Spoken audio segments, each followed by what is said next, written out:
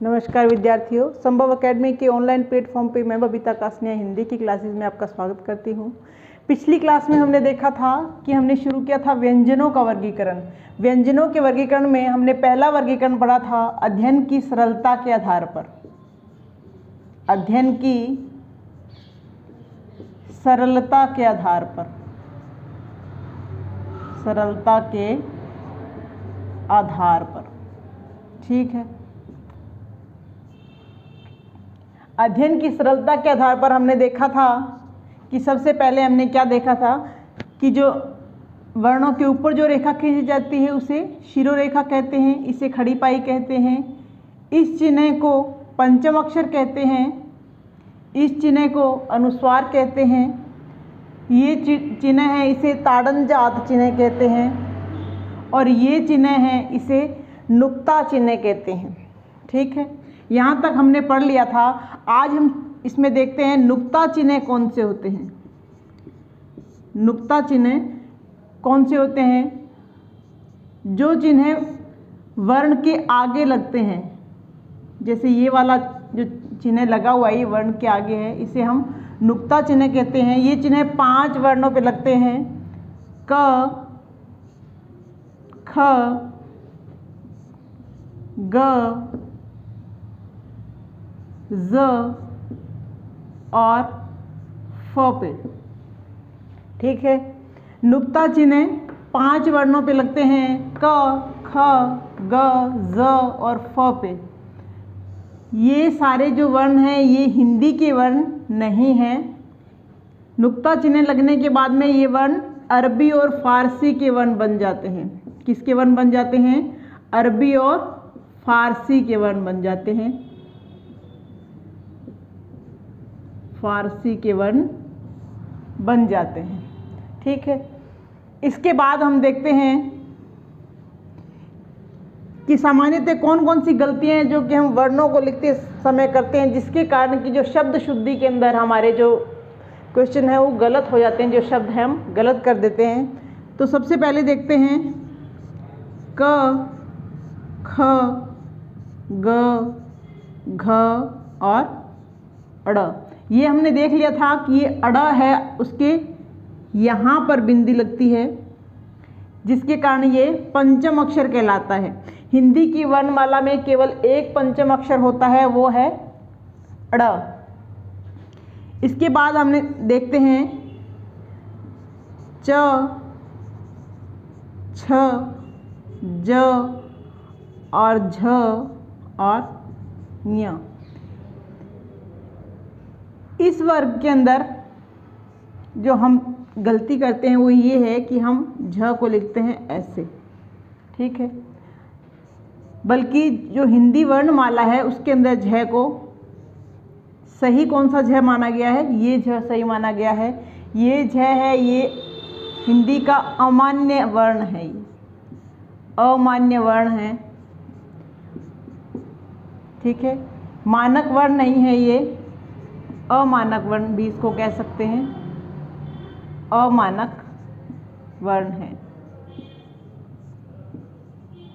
कई बार प्रश्न किया जाता है कि हिंदी की वर्णमाला में अमानक वर्ण कौन सा है, तो ये जो झ है इसको अमानक वर्ण माना गया है, और ये झ है इसे वर्णमाला में स्थान दिया गया है।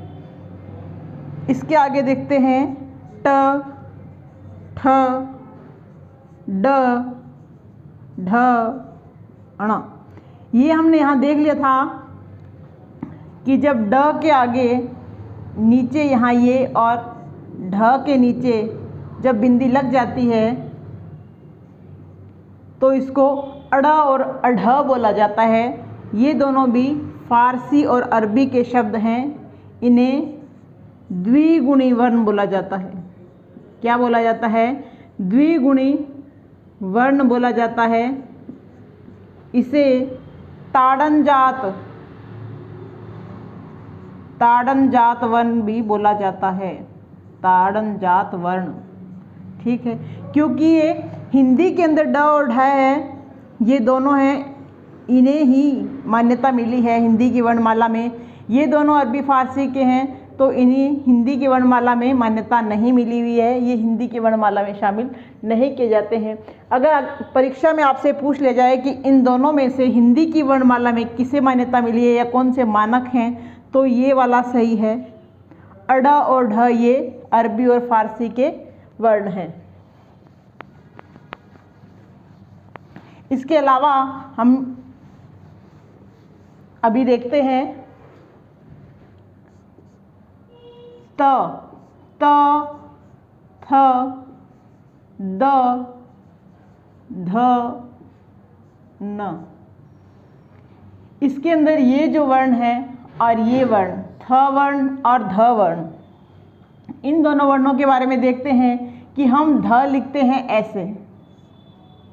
जब इस ध के ऊपर ये शिरो रेखा लग जाती है तो ये ध घ बन जाता है, जो कि गलत माना जाता है। जब आप वाक्य शुद्धि करते हैं तो ये इसे गलत माना जाता है, शब्द शुद्धि में से गलत माना जाता है। ध वर्ण यही होता है क्योंकि इसके ऊपर शिरो रेखा नहीं लगेगी ध के ऊपर, और हम ये इस तरह से लिखते हैं तो ये गलत माना जाता है। इसके अलावा थ भी हम ऐसे लिखते हैं, थ के ऊपर अगर हम इस तरह शिरो रेखा लगाते हैं तो वो गलत मानी जाती है। थ को हमेशा इस तरह से ही लिखा जाता है, ठीक है। इसके बाद है प, फ, ब, भ और म। इसमें जब हम ये भ लिखते हैं, भय भालू, इसको हम ऐसे लिखते हैं। भारत लिखना हो तो हम ऐसे लिख देते हैं, जो कि गलत होता है। भ हमेशा ऐसे लिखा जाता है। इसकी भी शिरो रेखा के ऊपर, इसके ऊपर शिरो रेखा नहीं लगती है। भय के ऊपर भी जो भी घुंडी वाले वर्ण होते हैं उनके ऊपर शिरो रेखा कभी नहीं लगती है, नहीं तो वो वर्ण गलत माना जाता है, ठीक है।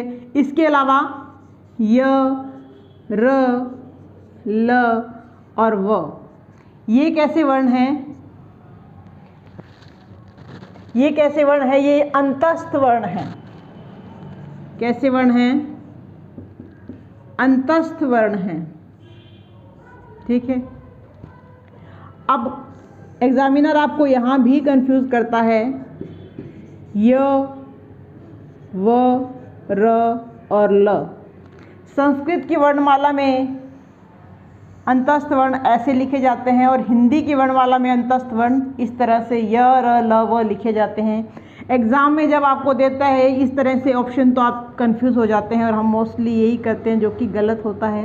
हिंदी की वर्णमाला में अंतस्थ वर्ण य, र, ल, व होता है, जबकि संस्कृत की वर्णमाला में य, व, र, ल होता है, ठीक है। इसके बाद श, स और ह,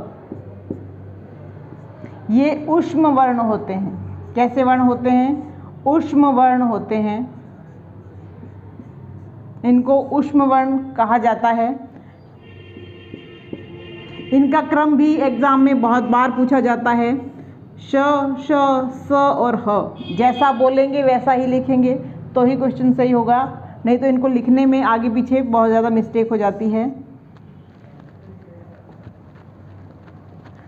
व्यंजनों के वर्गीकरण में दूसरा वर्गीकरण है घोष के आधार पर या कंपन के आधार पर।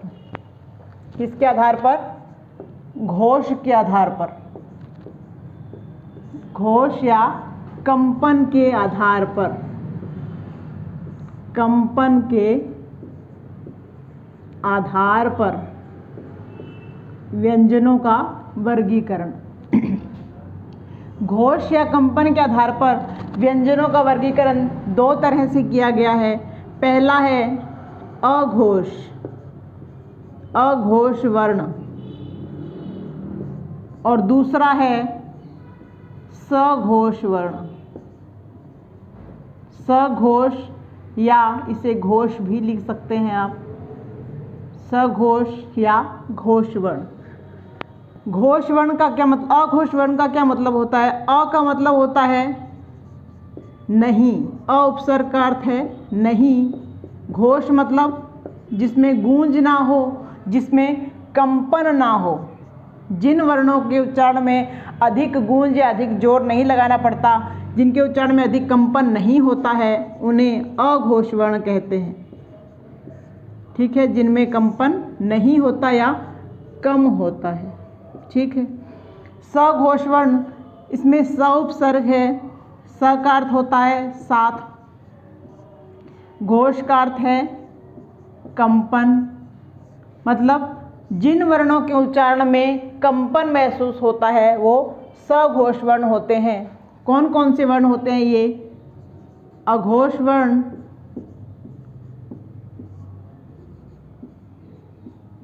और सघोष वर्ण, सघोष वर्ण या घोष वर्ण भी बोलते हैं इसको। कौन कौन से होते हैं? पहला और दूसरा। पहले दूसरे से मतलब कि प्रत्येक वर्ण का, ठीक है, प्रत्येक वर्ग का पहला और दूसरा वर्ण। कितने वर्ग होते हैं? 5 वर्ग होते हैं, क च ट त प। ठीक है, 5 वर्ग होते हैं, तो प्रत्येक वर्ण का पहला क च ट त और प, दूसरा ख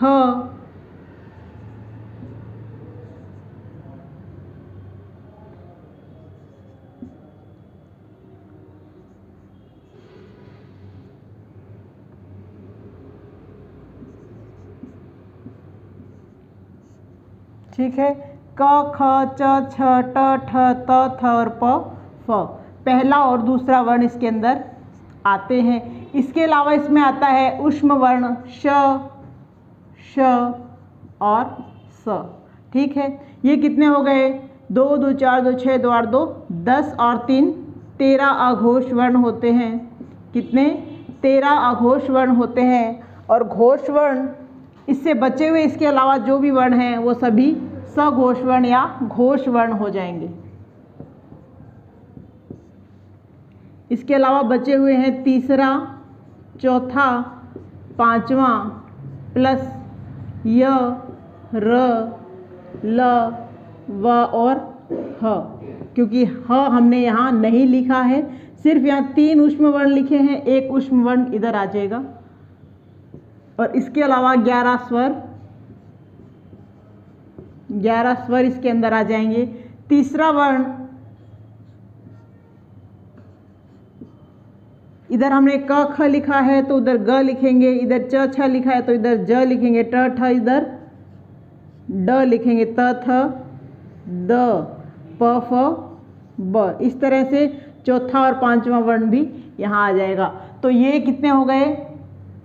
15 वर्ण हो गए। ये 11 स्वर हैं और इसके अलावा 5 ये 4 अंतस्थ वर्ण हैं और 1 ऊष्म वर्ण है। तो इनको मिला के हो गए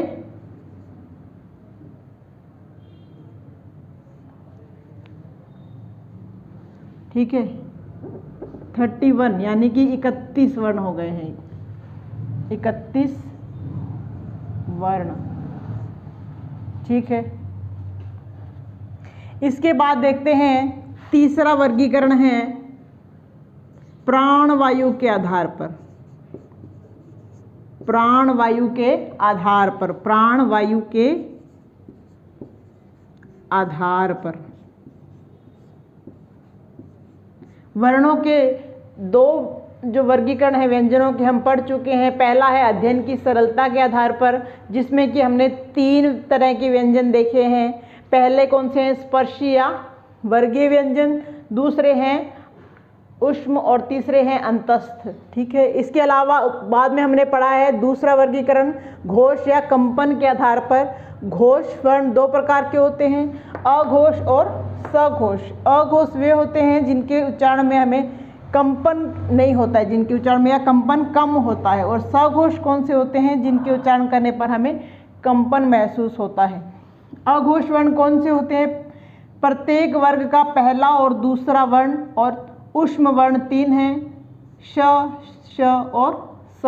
तो ये मिलाकर कुल 13 हो जाते हैं। इसके बाद है सघोष वर्ण कौन से हैं? तीसरा, पांचवा, चौथा और पांचवा प्रत्येक वर्ग का, और अंतस्थ वर्ण 4। और इसके अलावा एक जो बचा हुआ यहाँ पर हमने ह नहीं लिखा था, ऊष्म वर्ण, वो और 11 स्वर, कुल मिलाकर 31 वर्ण हो जाते हैं सघोष वर्ण। ठीक है। प्राणवायु के आधार पर वर्णों को दो भागों में बांटा गया है। एक है अल्प प्राण और दूसरा है महाप्राण। प्राणवायु के आधार पर व्यंजनों को दो भागों में बांटा गया है, अल्प प्राण और महाप्राण। अल्प प्राण, अल्प का मतलब होता है कम, प्राण का मतलब होता है वायु। जिन वर्णों के उच्चारण में मुख से वायु कम से कम निकलती है वे अल्प प्राण माने जाते हैं, और जिन वर्णों के उच्चारण में वायु मुख से अधिक निकलती है उन्हें महाप्राण कहा गया है। महा का मतलब होता है अधिक और प्राण मतलब वायु। ठीक है।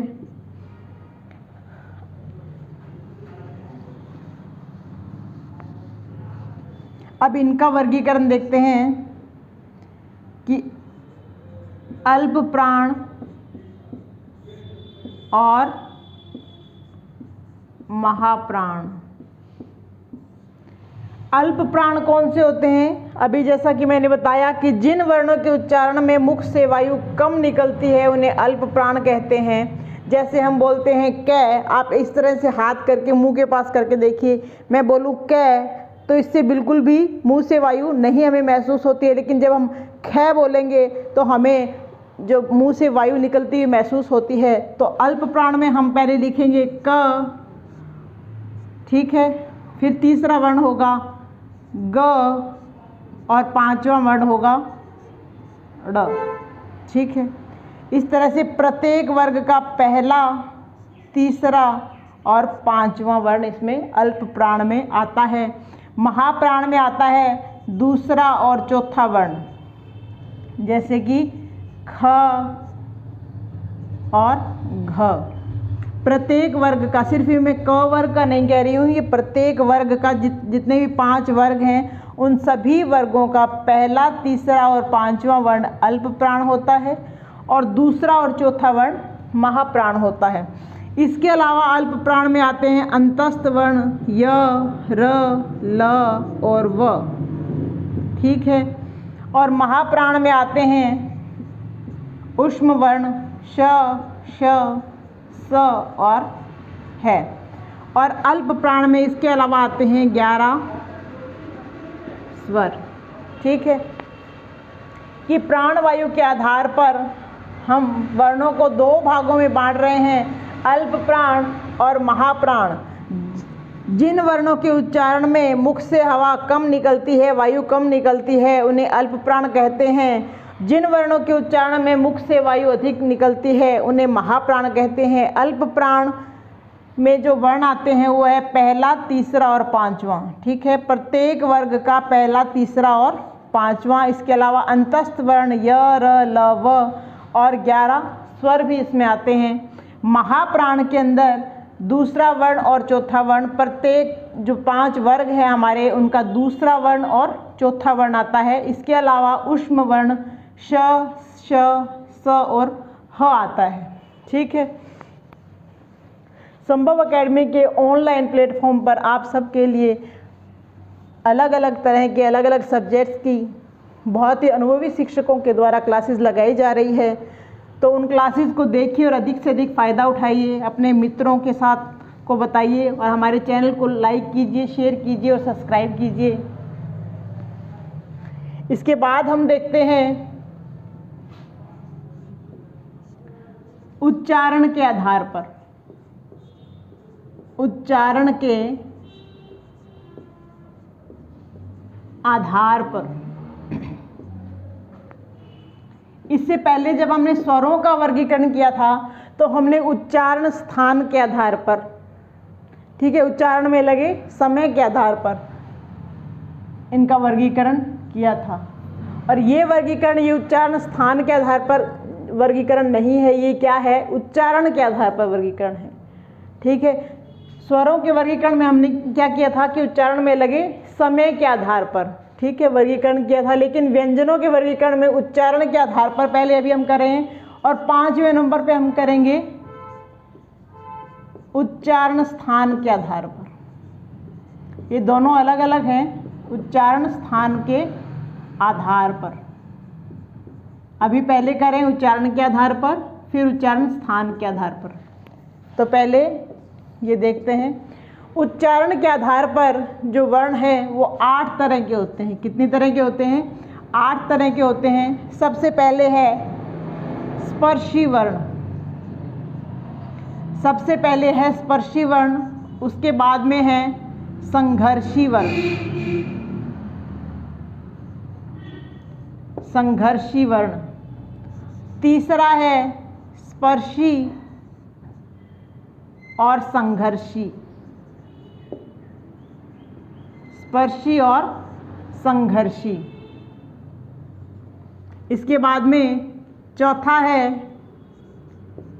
नासिक्य, नासिक्य यानी नासिका से जिनका उच्चारण किया जाता है।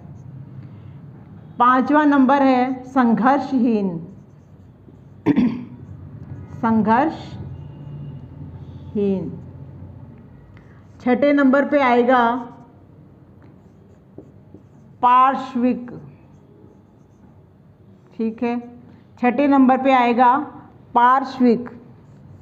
7वें नंबर पे आएगा ताड़नजात, 7वें नंबर पे आएगा ताड़नजात।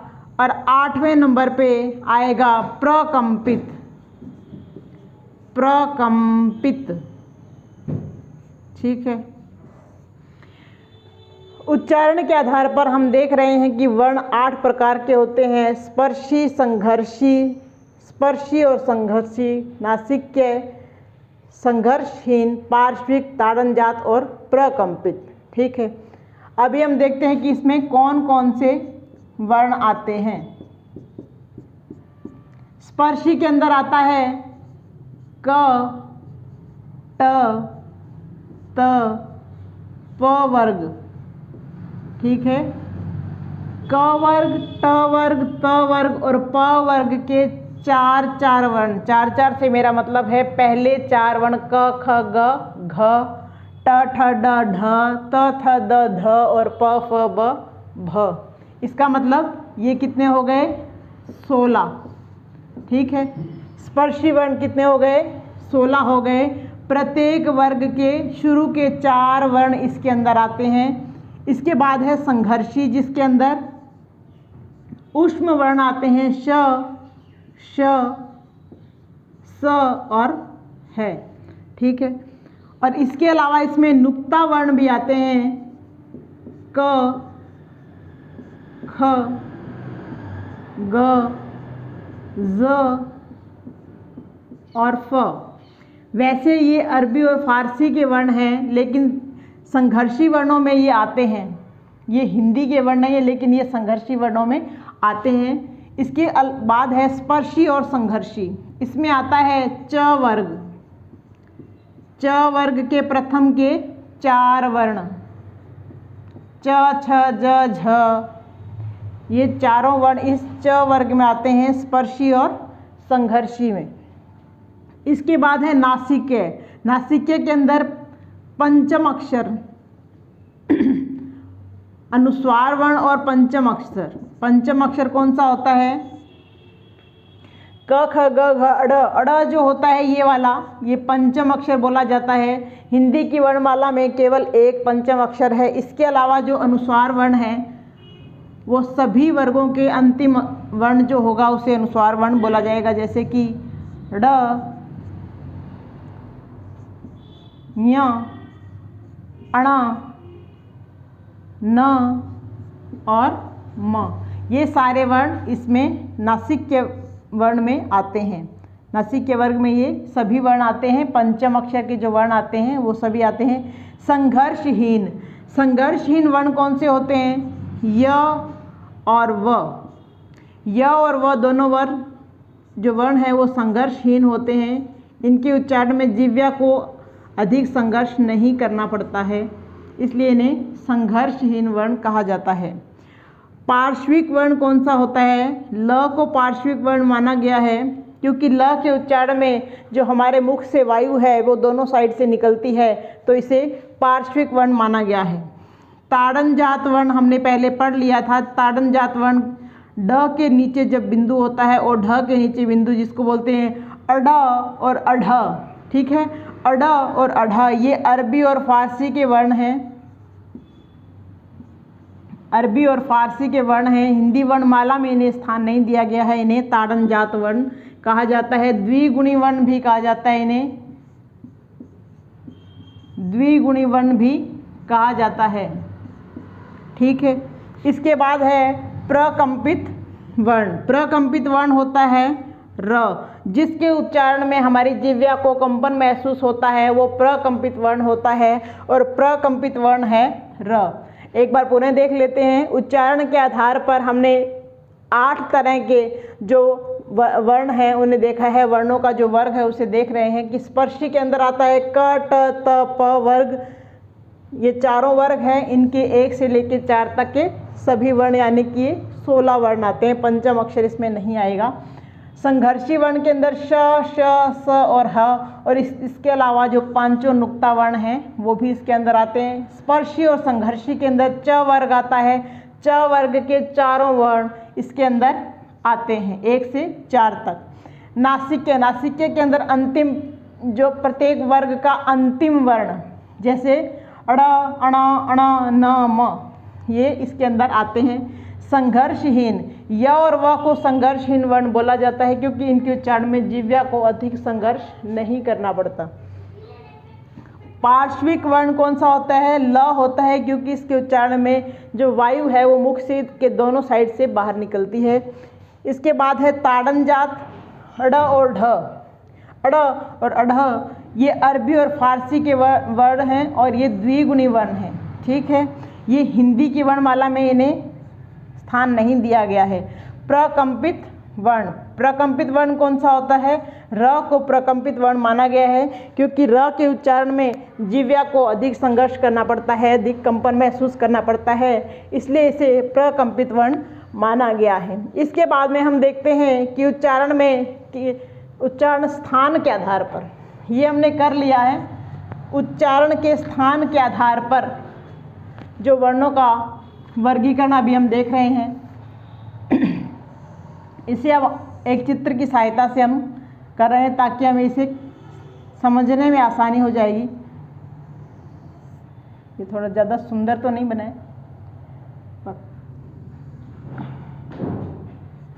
ये देखिए, ये है हमारा मुख, ये नासिका है, ये हमारे दंत हैं, ठीक है। इन दंत के ऊपर ये क्या है? मसूड़े हैं जिनको बोलते हैं मूर्धा। क्या बोलते हैं? मूर्धा बोला जाता है। ये हमारे दंत हैं। मूर्धा के ऊपर, मसूड़ों के ऊपर होता है ये तालु। क्या होता है? तालु। तालु के बाद ये नासिका छिद्र है और ये है कांकल, कांकल, ठीक है। ये है कांकल और ये है जिह्वा, ये जो गले के अंदर तक जाती है। ये है हमारा मन, ठीक है। इस वर्गीकरण को हम बहुत ही आसानी से यहीं के यहीं याद कर लेंगे। बहुत ही आसान तरीके से मैं आपको समझाने वाली हूँ। ये हमारा मन है। मन के अंदर जो विचार उठे हुए होते हैं उन्हें बताने के लिए सबसे पहले ये विचार कहाँ जाते हैं? ये हमारे कंठ हैं, ठीक है। ये हैं हमारे कंठ। तो विचार मन से बाहर निकलने के लिए सबसे पहले कहाँ जाएंगे? कंठ तक जाएंगे। कंठ के बाद में जाएंगे तालु, ठीक है। कंठ के बाद में जाएंगे तालु तक। तालु के बाद में जाएंगे मूर्धा यानी कि हमारे मसूड़ों की तरफ, ठीक है। तीसरे नंबर पे मूर्धा के पास जाएंगे, मूर्धा तक जाएंगे। उसके बाद में हमारे दांतों तक जाएंगे और उसके बाद में होठों से बाहर निकल जाएंगे हमारे विचार, ठीक है। देखिए, पहले हृदय में जो विचार हैं, हमारे मन में जो विचार है, पहले हमारे गले तक आएंगे, कंठ तक आएंगे, उसके बाद में हमारे तालु, उसके बाद में मूर्धा, उसके बाद में दंत, उसके बाद में ओष्ठ की सहायता से वो हम अपने विचारों की अभिव्यक्ति करते हैं। तो उच्चारण के आधार पर देखिए, सबसे पहले हमने क्या देखा, कंठ में हृदय में विचार आए, वो कंठ से बाहर आए, कंठ के बाद वो कहाँ आए, तालु में, तालु के बाद मूर्धा, मूर्धा के बाद दंत, और दंत के बाद ओष्ठ से हमने अपने विचारों को व्यक्त कर दिया। तो उच्चारण स्थान के आधार पर जो व्यंजनों का वर्गीकरण, व्यंजनों का स्थान क्या है, सबसे पहले कंठ, तालु, मूर्धा, दंत और ओष्ठ। इन्हें इस तरह से भी लिख सकते हैं, कंठे, ठीक है। उच्चारण स्थान पहला कंठे, दूसरा तालव्य, तीसरा मूर्धन्य, ठीक है, तीसरा क्या है, मूर्धन्य, चौथा दंत्य और पांचवा है ओष्ठ, ठीक है। उच्चारण के आधार पर व्यंजनों का वर्गीकरण हम कर रहे हैं, पहला कंठ, दूसरा तालु, तीसरा मूर्धा, चौथा दंत और पांचवा ओष्ठ है। अगली क्लास में हम इस वर्गीकरण को एक चार्ट के द्वारा देखेंगे, जो आपको बहुत ही आसानी से याद हो जाएगा। तो चलिए मिलते हैं अगली क्लास में। हमारे संभव अकेडमी के ऑनलाइन प्लेटफॉर्म पे सभी क्लासेस हैं, उन्हें प्रॉपर देखिए, उन्हें लगातार देखिए, उनसे लाभ लीजिए और हमारे चैनल को सब्सक्राइब कीजिए, वीडियोस को लाइक कीजिए, शेयर कीजिए और कमेंट कीजिए। धन्यवाद।